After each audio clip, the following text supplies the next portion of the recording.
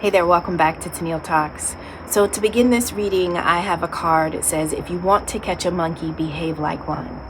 I feel like sometimes as a divine being, we have a mission. Sometimes it's a double mission. Now, on the first hand, you were supposed to be put in an environment that is so unlike you. So let's say that the Most High puts you, you're a lion. The Most High puts you in an environment with monkeys. Now, one of the reasons why you are put with monkeys is because the Most High needs that specific group of people to evolve. Whether we believe in the theory of evolution or not, I'm just going to use that approach, okay? And so let's say you have these monkeys that have not yet evolved into their human form, but they have had many an opportunity to do so. And so then the Most High sends them some type of lion. Well, the reason why the Most High sends this lion is because this lion hasn't been roaring. This lion hasn't been standing in its power. This lion hasn't recognized its might. This lion has been self-sabotaging. And at times, the lion doesn't really know if it's safe to be a lion because they're concerned about the opinions of others. And so not only do you go live amongst the monkeys because you need to remember what a lion is so that you can stand in your power, but you also need to remind these people that they need to evolve beyond their carnal nature. Now, 3 times in this reading, I have the energy of fertility. And I started to hear that some of the seeds that we carry are not necessarily because we are supposed to plant them in the ground and sow something physically. Some of the seeds we carry, we are really supposed to deposit in people whose wombs have grown dark. And the reason why their wombs have grown dark is because they have been living life without the Most High. You know, some people, in order to get wealth and status and fame and success and pleasure, they'll summon or they'll conjure. Or they'll worship something false or they'll worship something lesser in order to get something greater. And none of what they've done is really attached to or connected to the Most High. And so sometimes the Most High will send one of its own. And it will put you in an environment that is so unlike you, but it reminds you to roar like the lion that you are, but it also wakes up the people that you are living amongst. Now, we have Nebuchadnezzar in the center of the reading, and you can find information about Nebuchadnezzar in Daniel chapters 3 through 4. So this is one of my handmade cards. And it says that Nebuchadnezzar was the king of a Neo-Babylonian empire. And he once attempted to destroy 3 godly Hebrew men in a fiery furnace, but later befriended and promoted both them and Daniel. And so the Most High is like, listen, I'm going to put you in this family. I'm going to put you in this friendship group. I'm going to put you in this job. And I want you to know that they are going to make attempts on your life. And it's like, wait, what? And it's like, yes, they're going to make attempts on your life. They're going to attack your health and your physical vessel. They're going to attack your heart by way of your relationships and your intimate connections. They're also going to attack your success, your stability, and your finances. They are going to attack you in 3 different ways. And each time you are going to experience a rebirth. I want you to know that if you ever experience an ending when you are amongst these monkeys, it is only because there is a new beginning I have for you, right? And so every time a sacrifice or some type of attempt is made on the quality of life that you have, every time you bounce back, it's almost like you snap into a different power that you really were not using. It was dormant. Sometimes we go through things that's so dark, and it's really when you come out, you are never the same again. So this is almost like an agreement that you have. And so what I see here is that the Most High puts you in a situation with monkeys, with people who are so far removed from the light of the Most High, but you are full of it. And so there are seeds of light that you carry that you must deposit in people in order to get them to wake up to what they've done. But before they wake up to what they've been doing in their life, they are going to attempt to come for you. Literally, I have a card here. It talks about a rite or a ritual, but essentially it's a sacrifice. right? Now, this same sacrifice, this is a two-sided sacrifice. This is the sacrifice that put you in your power. It woke you up to who you were, but it's also a sacrifice that caused legal issues for the people whose hands were behind creating this scenario for you. So on one hand, it gives them legal issues, and on the other hand, it wakes you up to the might inside of you. Now, the beautiful thing is, it's almost like, okay, level one, when the first sacrifice comes, you are going to remember that you have the ability to cleanse. So you can cleanse your mind, you can cleanse your spirit, and you can cleanse all negative energy from your vessel. That was the first one. On the next one, I have the energy of fertility. So now we're talking about the seeds that are inside of you. Right? And so it's like now they're going to try to trap you. So when they recognize they can't take your life, they're like, fuck it. We'll just trap them. We'll cage them. And we'll cage them because if we can't take their power by way of killing them, then we'll just trap them so that we can abstract their seeds. They're light seeds. We can just take the fertility from them. And so the Most High wants you to be in a situation where sometimes you are caged. And if you are caged, it is because there is a level of hope that you carry that's not quite hoping like it should be hoping, right? And so the thing about hope is it really comes through when you're in darkness. I have a card. It says, hope is the light in the darkness, never extinguish it. And so if you haven't been walking around in this life understanding what you are carrying and who you are belonging to, then sometimes you have to be put around people who are so far removed from the Most High that it disturbs every cell and every fiber in your being, and you have no choice but to wake up to your true identity. So they can't kill you, but you understood how to clean your energy. And so then they try to trap you. At the same time that they try to trap you, you're coming out in the energy as like this Queen of Swords. Now, this is somebody who has clear vision, clear sight. This is how you learn to see in the darkness. So you can remove the darkness from your energy, but now we're going to help you see in the darkness, right? These are skills that you have always had, but unfortunately, the only way to truly recover them is to put you in the line of fire. And who better to send you to than carnal people, monkeys who have not evolved, monkeys who do nothing with the Most High in mind, in spirit, in body, in soul. And so now you understand that even in your darkest moments, you possess a light. Never extinguish it. This is essentially what you learn. Here's the next one. So in the center of the reading, we have the energy of Nebuchadnezzar. I mentioned that. Now this is where the Most High wants you to understand that you are immortal, right? And so what I mean by immortality is like nobody outside of you can take your life away from you. But you need to see this. And so just like Daniel and his friends were sent into the fire, maybe there was a bit, now they understood who God was, but I don't know if we always understand who God is when God dwells within us, right? And so sometimes you are going to be put in fiery situations, and for every reason you should have perished. It almost makes no sense that you are talking, breathing, living, and sentient. It makes no sense that you wake up the next day. And so this says, listen, I want you to develop a patience, because although they're going to put you in the fire, it's going to be hot, right? And so you learn how to clean yourself. You learn how to hold on to your hope when you're in dark moments. But now this is about be patient.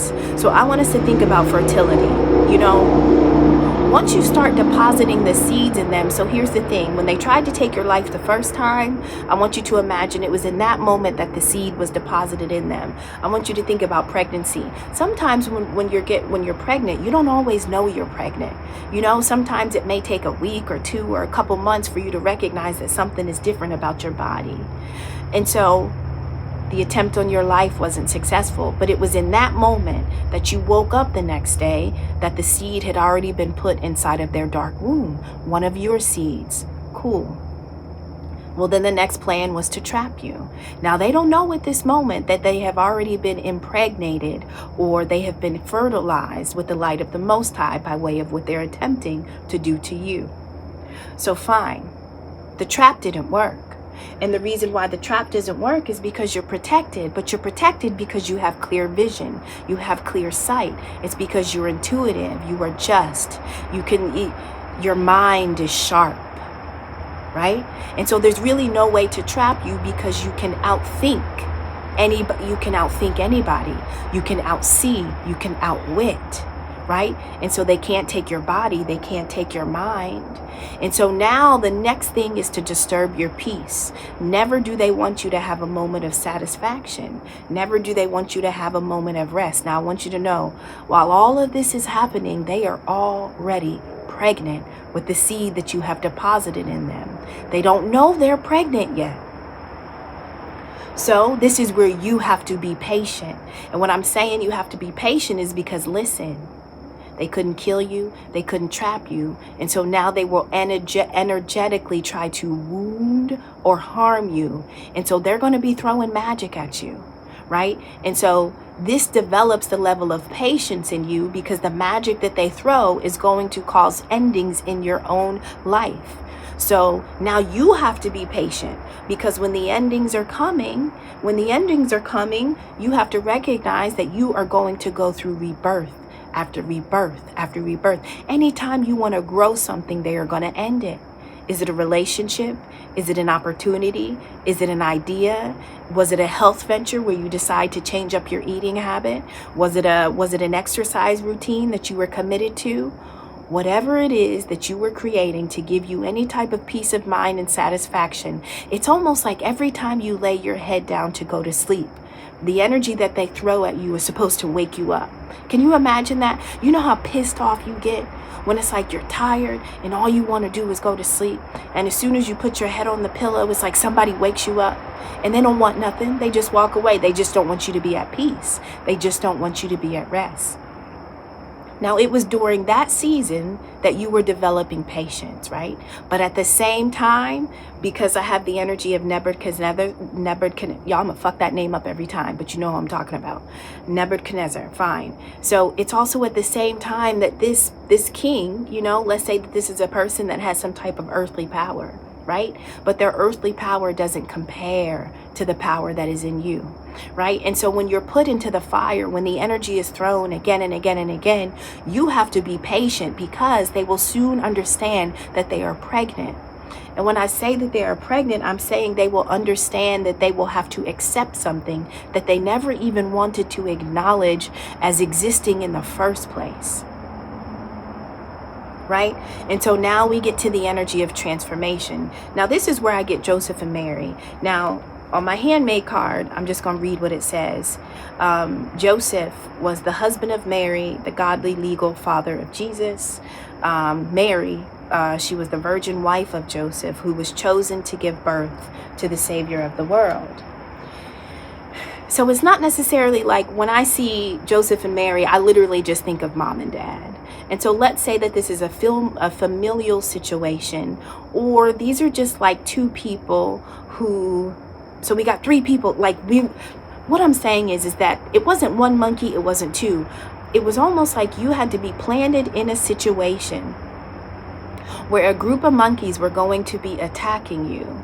And individually, the Most High needed to plant something inside of all of them by way of you. By way of every attack failing and not being successful, they were being impregnated.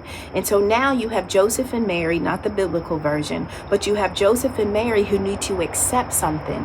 And the thing that they need to accept is really about something that was done to you in the past.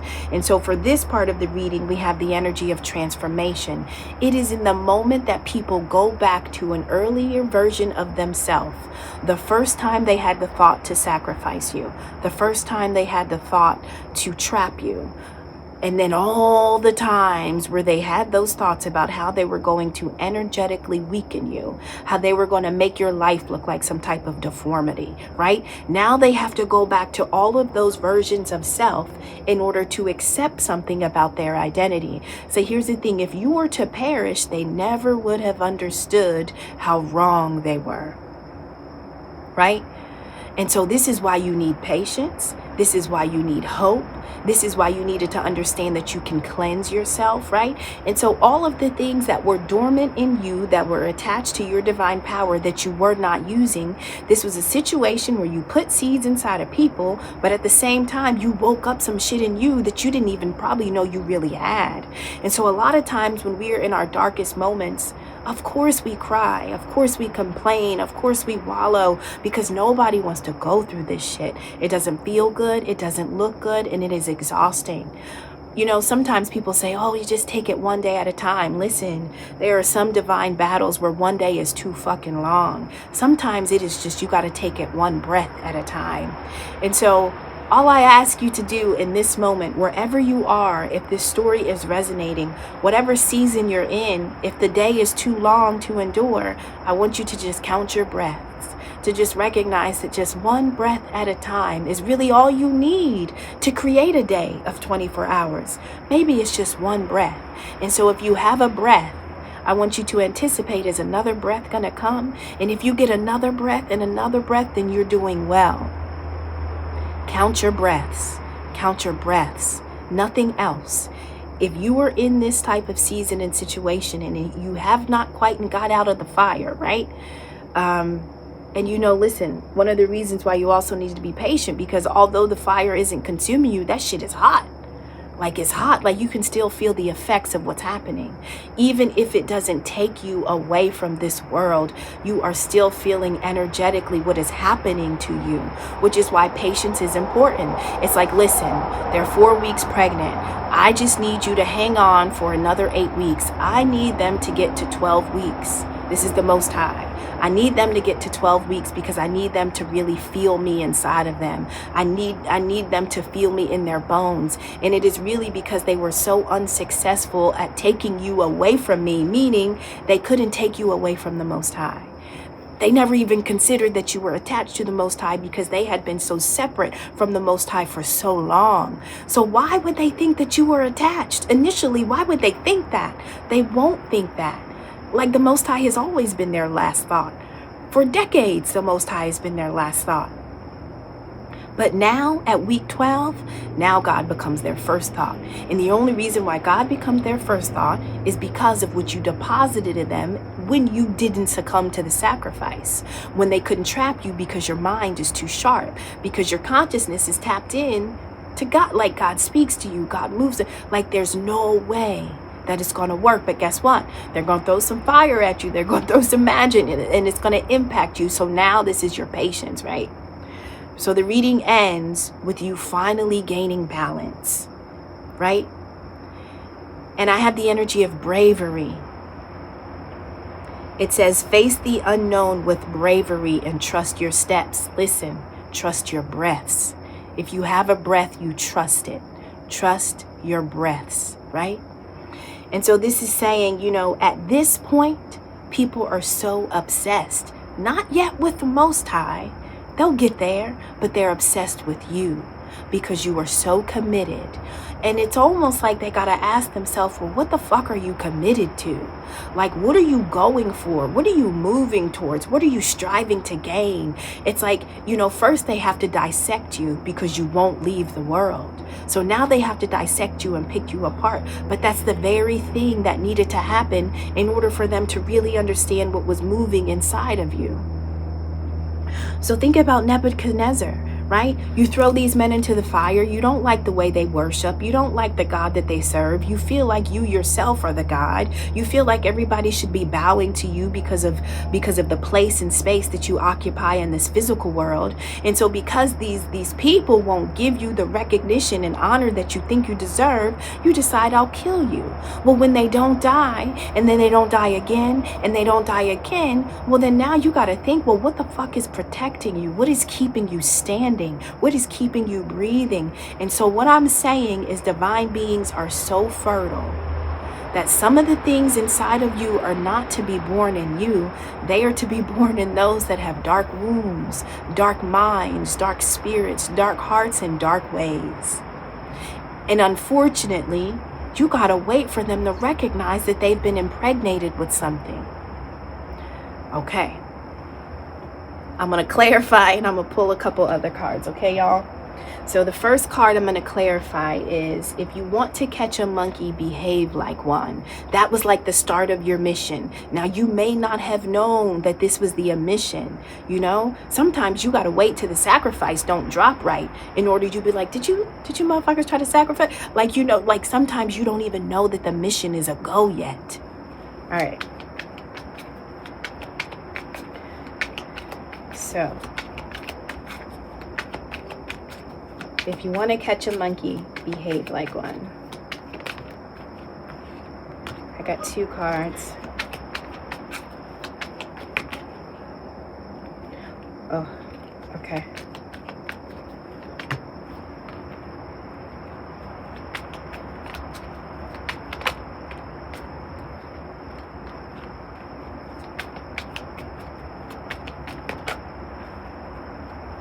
Okay, so I'm going to be honest. Okay. Alrighty. If you want to catch a monkey, behave like one. So the 1 card finally that I get, it says start a new journey. Finding your true self. This is what I'm saying.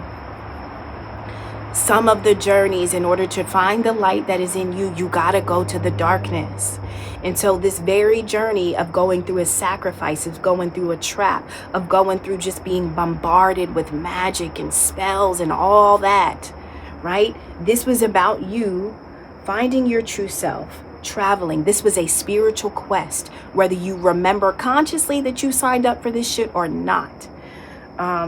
A walk in nature, destinations, mysterious, adventure, explore, stepping into the unknown. We have that card 2 times. It's attached to bravery at the end. So clearly you stepped into the unknown, even if it was 1 breath at a time, right? We have spiritual cleanse, the flow of life, taking action, follow your heart. This is what woke you up to you, right? A lot of us understand who the Most High is. A lot of us understand who God is, and the capability of God, and how God moves in and around our lives. But how does God move in you? How does God move in you when you are in the darkest moments, when you're in your darkest days, your darkest relationships, your darkest years, when your finances are dark? Like, how does God move in you then, right? So the next card I'm going to clarify, it's a card of fertility. Now, in my handmade deck where I have biblical characters, I also have African proverbs, but I also have the energy of the Orishas. I don't subscribe to any one thing. I think that on any path you can find truth and wisdom. So 2 cards 2 times came out with Yemaya, which is about the energy of protecting women. It's about fertility, and it's about womanhood. Now, on these cards, I put specific attributes. So some of this may be relevant to you. The colors that are connected to Yemaya are blue, white, crystal, and silver. If you were to make a necklace, it would be 7 white beads, 7 blue beads, and then 1 white bead and 1 blue bead. Like, that would be the pattern that would continue. The day of the week associated to Yemaya is Saturday. The feast day is September 7th. That date could be unique to you. And then also the number for this Orisha is 7. So that is the card I'm going to clarify now. But this talks about fertility, and this is about the seeds in you. And so listen, when you go into these spaces and you carry these seeds, like, you have a level of protection. And so you have guides, you have goddesses, you have, like, you are protected. So the very thing that you need to, your seeds are sacred. Okay.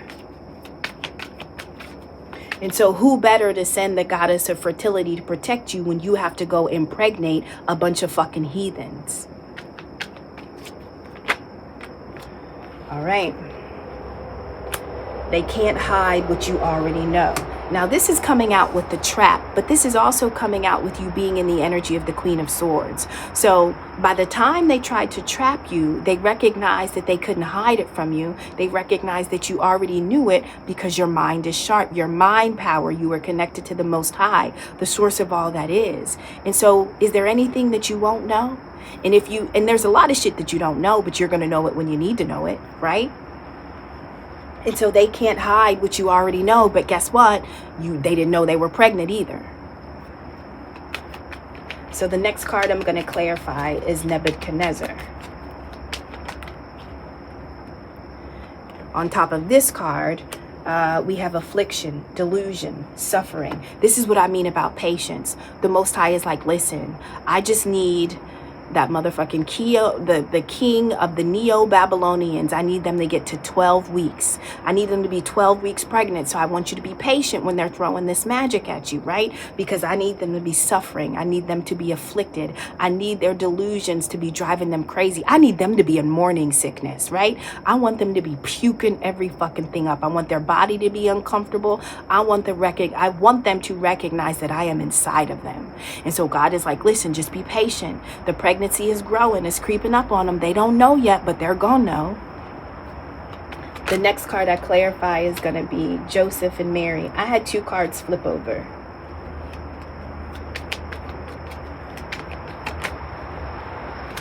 And then we have light a candle. And so this is about bringing light to something. Think about candles. In dark spaces, a candle provides you with light. Not exactly the light you need to illuminate everything, but this is coming out in Joseph and Mary. And so like, this is the moment where like the dark womb that they have been using to live these lives, to birth these children, to whatever they do with their dark, nasty womb.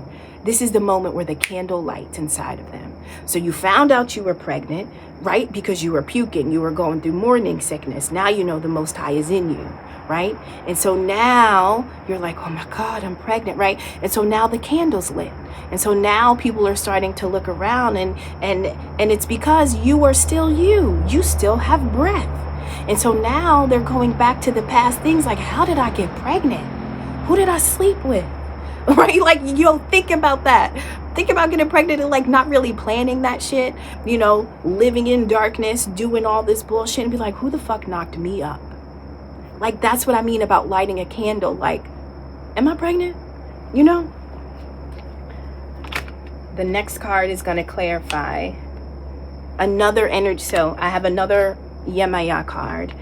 And so this one, it talks about food that is specific to Yemaya in the event that you cook for your ancestors, or you cook or you do rituals for the Orishas. So food that connects to Yemaya: cornmeal, molasses, watermelon, pineapple, papayas, bananas, pears, grapes, saints, right?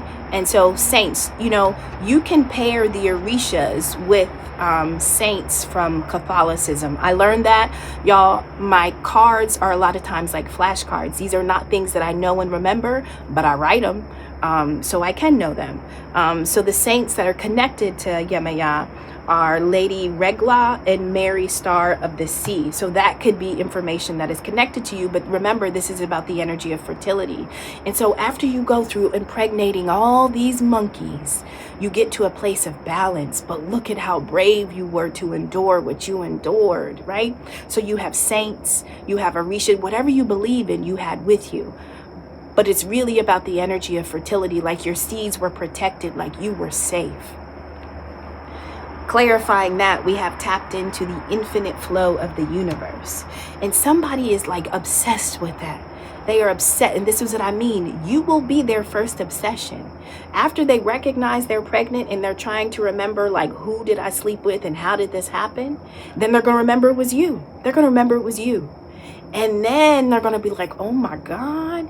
And then now they're going to start to kind of like live in your energy in the correct way, right? And unfortunately, it will be an obsession. It will be like the way they're feeling about you right now, they really should be feeling about the Most High, but they're not there yet. Proximity is still way too far away, right? You were sent there to essentially pull them in. All right, so the last deck I'm going to use to clarify is Intuitive Kev's Kipperish. So the first card I pull is going to clarify cleansing, ancestors, right? So remember, when the mission first began, the first thing you needed to understand is that you can clean yourself of dirtiness. You can clean off the filth. You can clean off the disgust and the disdain that you were going to feel, right? And so your ancestors come in on top of cleaning. So guess what? Not only can you clean it off, but you have ancestors that are bathing you. They're wiping your head. They're wiping your body. They're guiding you. They're telling you, don't eat that. Don't drink that. There's point, right? They're telling you how to keep yourself clean. They're telling you how to avoid the pitfalls. They're telling you how to keep your mind, your spirit, and your body. And so this was like, yes, you were a one man, one woman assassin, but like you really weren't, right? Any spiritual being that like you had a whole cast assigned to you. This mission was not easy. It was never supposed to be easy, which is why bravery is what concludes the reading. The last card is about your bravery. You started this journey and you had no idea what you were stepping into. This was all about the unknowns, but you didn't step alone. You didn't breathe alone. There were no 24 hours that you did this shit alone. The next card I'm going to clarify is hope. Hope is the light in the darkness. Never extinguish it. Now, the hope comes out when the traps. This is about you being trapped, right? And so when you're trapped in darkness, and hope is your light. And so when everything's dark, it's your mind, right? It's making sure that your mind doesn't become as dark as your environment. Making sure that your mind doesn't become as dark as your experience or your situation. The card clarifying hope is voodoo. So this is what was used to trap you, okay? So it could have literally have been and the thing that makes this form of voodoo bad is the people that are doing it, right? Because if you have somebody with a dark womb doing voodoo, well, then they're doing dark voodoo, right? But if you have somebody that has different type of skill, everybody that picks up a spiritual modality, it only becomes bad if those people themselves are carrying darkness and they are using darkness in their magic or in their practice, right? Everybody that picks up a Bible isn't necessarily holy and connected to the Most High. Some people that pick up Bibles are pedophiles. Some people that pick up Bibles are running sex traffic rings, right? And so a lot of times we condemn spiritual practices, and the reality is that we need to test the spirit. We need to discern the people that are performing that practice and not just sanction an entire spiritual work or knowledge or a type of spiritual. We don't need to like throw the baby out with the bathwater, like that thing. It's who's touching it and what is the condition of that person's heart, mind, and spirit. And so for some people, voodoo can totally enhance their entire life. And for others, it can destroy your life because of who was using it against you. Nonetheless, the way they trapped you, but your mind was way too sharp, the way they trapped you with the darkness that they put you in when you had to learn hope, it was voodoo. The next card is going to come out on top of rebirth. And this is when you needed patience, right? Because they don't know they're pregnant, right? And so they're going through a rebirth. They don't know they're pregnant. So you got to be patient, because until they know, they're going to keep throwing things at you, right? The fire's hot. You're going to feel it. You're going to be sweating. You might get some blisters. You might get the bubble guts. You ever be so hot you get the bubble guts, or you feel like you're going to pass out, or you're dehydrated, you get a heat stroke? Like, these are all the things that like you possibly could have been feeling when they were throwing all types of magic. Not literally, but maybe. So this next card is coming out with rebirth. Every end is a new beginning. And so that's what I'm saying. A few times I've mentioned, like, sometimes I could have an idea, or I'll have a project or a passion, and it is just wipe clean, like somebody just Men in Blacked me with the Men in Black pen. This could have been the type of magic. It's like, well, fuck. Or, I also gave the example of finally getting down to sleep and rest and somebody shaking you up, like never wanting you to get to a state of peace or joy or satisfaction or tranquility, right? Anytime you think it's done, it's like, bam, they hit you with another one, right? You try to go back to sleep and bam, it's another one. This was teaching you how to be patient with the energetic disturbances. Because, we just got to get them to 12 weeks so they know they're pregnant. We need them to be throwing up and vomiting and feeling disgusting inside of their own vessels for them to start to try to count the calendar days back, like, what the fuck got me here? So this next card is coming out on top of rebirth.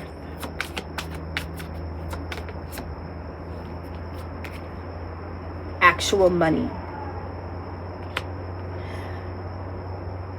So the type of voodoo could have been used on you. So let's say you went through a financial rebirth, right? Let's say whatever you were building or creating or attempting to establish, or maybe you had a new job or an idea, like whatever your rebirth was, this was the very thing they were attacking.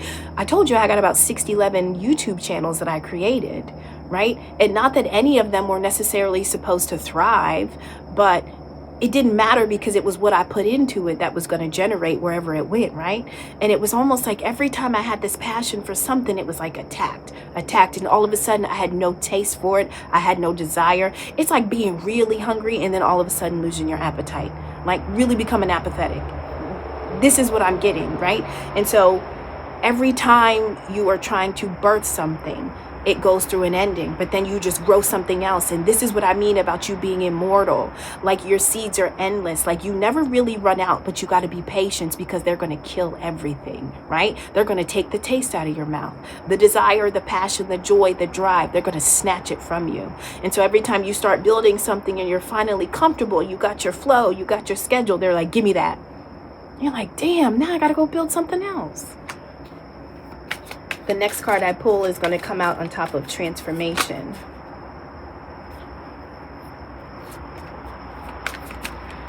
So transformation is about the soul's evolution. This is about the point when they recognize they're pregnant. They're like, oh, right? And we have Jezebel. And so this could have been the energy or like the primary demonic spirit that has been dwelling inside of the wombs of this group of monkeys. This could be family. This could be somewhere where you were seated, right? But these people were birthing and creating things out of their own lust and carnal nature and fleshly desires. Nothing to do with the Most High, right? And so it is almost like after they go through the morning sickness, they recognize they're pregnant. Now the candle lights and they're like starting to look around. But this is where they start to recognize that it was something inside of them that was unclean, something in their spirit, something in their body, their mind, their soul. So this is where the transformation really begins, but it's because you got beyond week 12. And this is where they start to accept. They have to accept, and this could be parents because this comes out with Joseph and Mary, right? This is where they have to accept that this is all about a past situation, right? Something you're here because of something you did. So not only do they see themselves, not only do they recognize something that was in their womb, but again, they're feeling the Most High in them, and it's uncomfortable. And the final card that we are going to clarify is bravery, poverty. So, you know what I'm getting? One, I have Jezebel. They're going to have to be brave. Now they got to be brave. That's honestly what I'm getting. Which is also why they are kind of like obsessed with the fact that you're tapped in, because every ending that they created for you, it was never really an ending that ended you. It was just the thing that, like, thank God, right?